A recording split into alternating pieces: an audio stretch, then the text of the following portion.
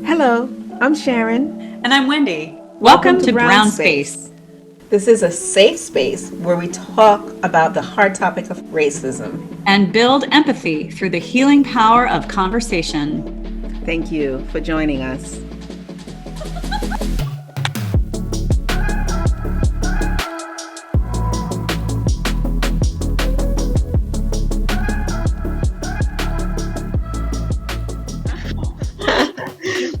When I actually thought about the topic, I said, ooh, this topic, there are so many layers, there are so many directions it could go in.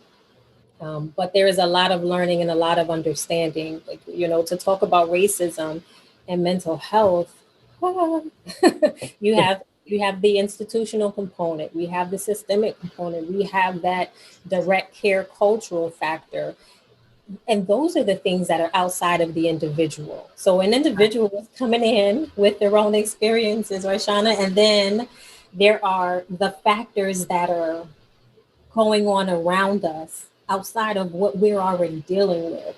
So I say that to say this is a big topic, very needy, but hopefully we'll be able to kind of make some connections and then maybe just give an element of maybe a foundation, right, for us to start thinking from, or a direction for us to start to look at mental health, racism, culture, experiences, and access. Yeah. That way. I'm super interested in how this topic of, the psychological toll of racism or racist acts, microaggressions, how is that viewed in the healthcare industry? Is it more understood and recognized now as something that's treatable and that we need to address and acknowledge? Because I read an article from, I think it was as recent as 2015 in the New York Times Magazine, where it had not really been acknowledged yet, by the healthcare industry. So here we are 6 years later. I'm wondering, is it more accepted yes, this is a legitimate thing that we need to heal? Yeah, absolutely.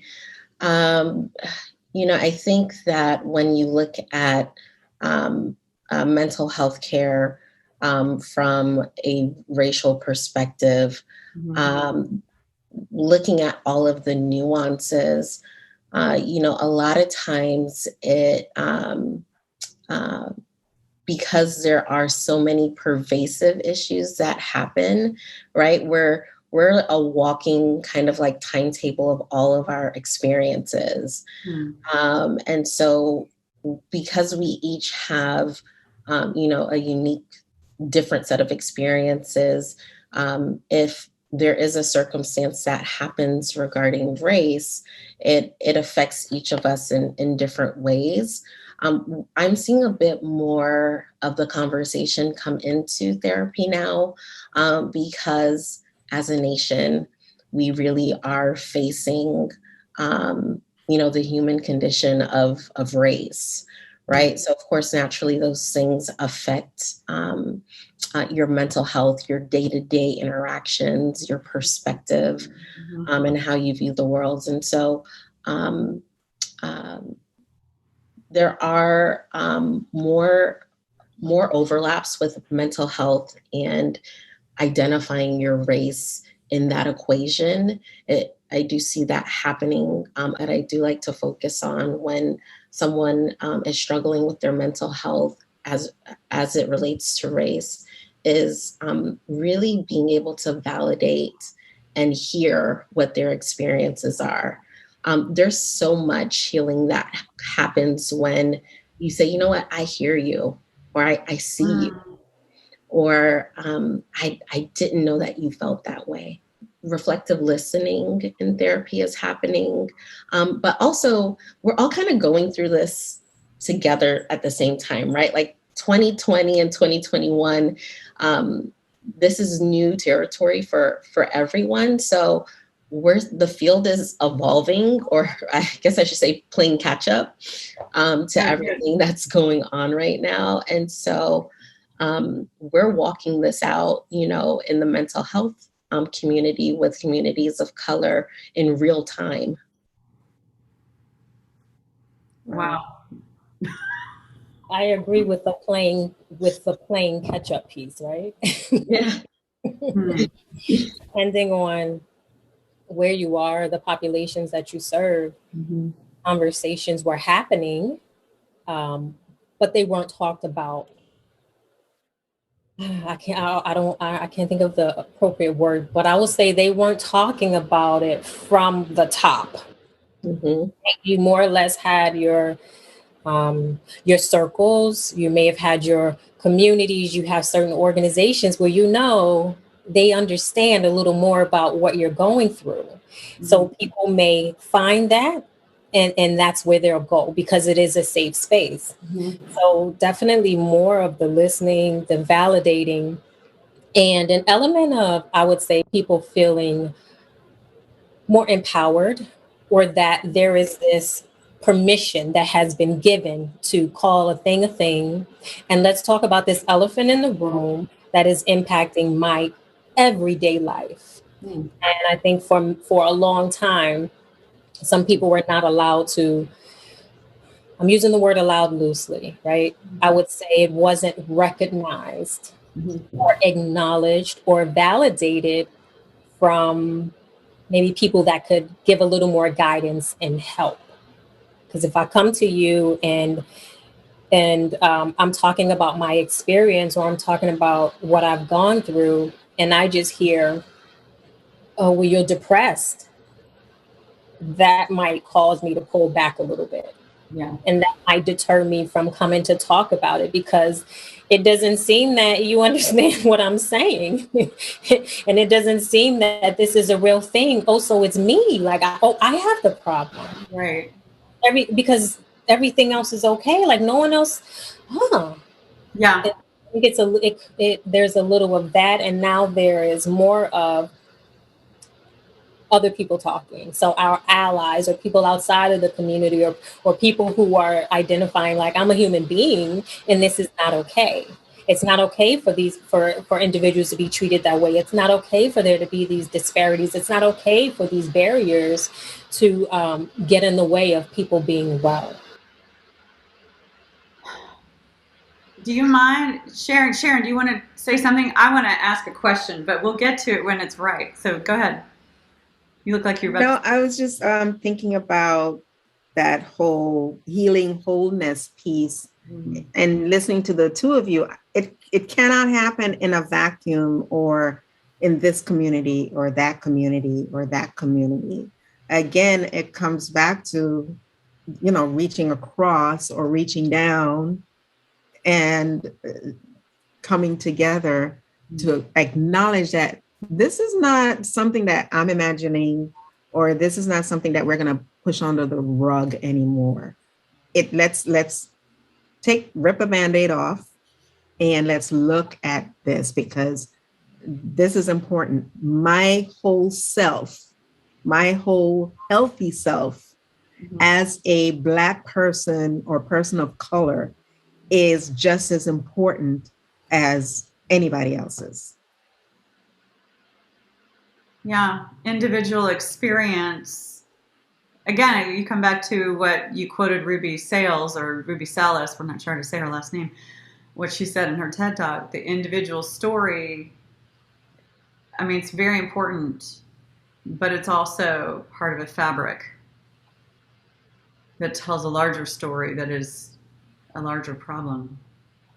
And I think all of you have mentioned a little bit the systemic problems, and I don't want to avoid that, but I want to start, if it's okay with you, asking a question that's almost more day to day in terms of what people like me, who look like me, can actually change faster Like we need to work on that systemic part big time. But what about microaggressions? Because I'm sure I'm guilty of it on a regular basis and I don't even know it. Would you define a microaggression? Would you give examples? I think this is a really important topic. Well, I think that it's that, again, that topic in itself has so many layers, because I think that people who are not of color, a lot of times they are not even cognizant that they are engaging in this behavior where you are making someone feel less than by either your actions or the words that you say. And it might not be, that's why it's microaggression, because you are indirectly saying that you are different and you're less than, but with a smile on your face, right? So it might be something like, oh my gosh, your hair is so gorgeous. This is a typical one. Is that your real hair? Right? And so I know that you do not ask your white counterpart a question like that. Do you do that? Why is it that you have to ask me that question? Right. Right. So that's a very typical, straightforward kind of microaggression, but it comes in many forms, in the workplace. Okay. So you have your PhD. That's interesting. It's like this shock of, yes, are you worthy of earning and going to school and earning a PhD or writing a book that is well written? So it's all these layers, right? I'm going to stop because I can. No, those are good examples. They're helpful examples. So I have an example, and I hear the term microaggressions, and sometimes I hear the terms, right? And then when it gets down to the examples, then there's the evidence that, oh yeah, this is all over the place. Like it happens all the time. So I think I became more cognizant of it depending on the spaces that I'm in, because I hear people give examples of it, but I'll use this kind of personal example with us relocating. And one of my children went to work, and the manager asked, oh, like kind of trying to get to know my child. And, oh, well, is your dad in the home? And she's like, yes, my parents are, yes. Oh, well, he is. And so I had to have a conversation with her. I said, okay, you're in a new area, you're in new surroundings, you will begin to see and experience ignorance, right? So please understand what's happening, and be mindful and feel okay with asking them a question. What would cause you to assume that my father is not present? And so it happened a couple of more times. Oh, well, what do your parents do? Oh, really? There's this shock, the surprise. And so I just, I had to have a conversation with her, because again, depending on our experiences, you feel things later on, but at some point in your life, you will experience an element of racism, an element of the microaggression. So that conversation was different. I would say during this past administrative year, I've had more conversations with them about how to maneuver, how to be confident, how to feel empowered, how to understand what your rights are and the things that you have to respond to versus the things that you don't. So, and I'm going to say this, I was watching something in regards to microaggressions, and they talked about different layers of microaggression. So I'm looking down because I jotted it down, but they talked about micro insults, micro assaults, and micro invalidations. So micro insults, it communicates and conveys like kind of it's that's like kind of like that intent. Like there's this it's more of the speech and the thinking, and the micro assaults are like the behaviors, and the invalidation is like, we're all American. Everyone can make their way. You just have to work hard. Mm-hmm. You can go to school. We can all go to school. Nothing's stopping you. Mm-hmm. You just got to get out there and do it. So again, there's layers to it, and it shows up in different forms and different facets. And if you hear something for so long, you can begin to disqualify or not see what it is when it's happening because it's been so present. Does that make sense? Yes, it does. Thank you. Have any of you ever, and Shauna, I don't want to interrupt. Do you want to? Yeah, I just wanted to add one more thing regarding the microaggressions, because I think we've all experienced them at some point.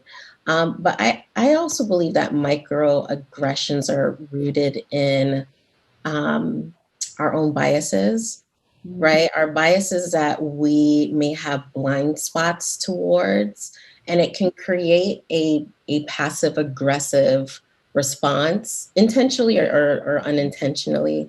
But I think there's a construct of thinking that when microaggressions happen, there are biases that lead your ways of thinking to think that this person did or didn't do this thing, right? So almost thinking about it from a place of biases leading dialogue where there's a lot of blind spots, right? We hear this saying so much: you can't judge a book, by its cover, but it happens all the time. Yeah. And so I think that being mindful and being aware that there's a constant bias that I'm working through, and I will add this too, that microaggressions also, it's not only with race, it happens with classes, classism, sexism as well. And so just being mindful that your biases are sometimes incorrect, right? That the information that you may have or an assumption that you make about someone does not define who they are. Yeah. Oh.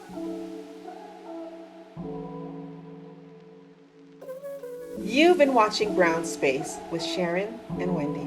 It's been so great talking and sharing here today. We look forward to your comments below, or you can email us at brownspace2020@gmail.com. Remember, you are the light that gives light to the world.